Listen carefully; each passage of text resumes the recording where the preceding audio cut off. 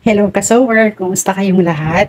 So, ang ipapakita ko ngayon ay kung paano mag-hide ng side tax or gawin nating invisible na hindi na siya makikita pagdating sa blouse or sa damit, okay?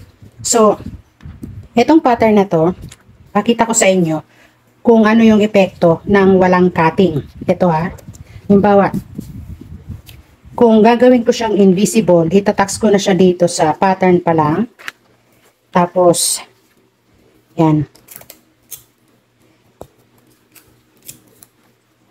Yan. Tapos, pag tinabas natin sa tela, hindi siya mapa-flat. Ganyan.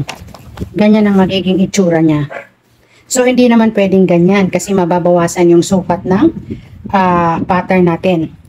So, kailangan magkaroon siya ng cutting. It's either magmula dito sa shoulder pababa or magmula dito sa armhole pababa. Okay? So, para mag-flat ito, kailangan may cutting yan dyan. So, dito na lang tayo papunta sa armhole. Mas type ko dito. So, ito na yung tax niya. So, gupitin na natin yung tax. So, ganito na natin. Yan. Tapos naman ito dito. Ganyan. Yan. Okay? So, pag nagtabas ka na, pwede mo na siyang i-flat na ganyan. So, halimbawa, tabasin na natin. So, pagdating sa tela, wala na siyang tax. Kasi, sa pattern ka lang nag-tax. So, magiging na.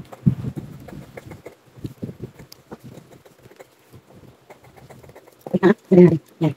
Hindi pagdating ko sa tela, wala rin na nawas. Yan. Okay, so, yan na. Sa tela, wala na siyang tax. Okay, dito ka lang nag-tax sa pattern. Okay, so yun lang. Para to sa mga beginner. Okay? So, thank you for watching. Bye.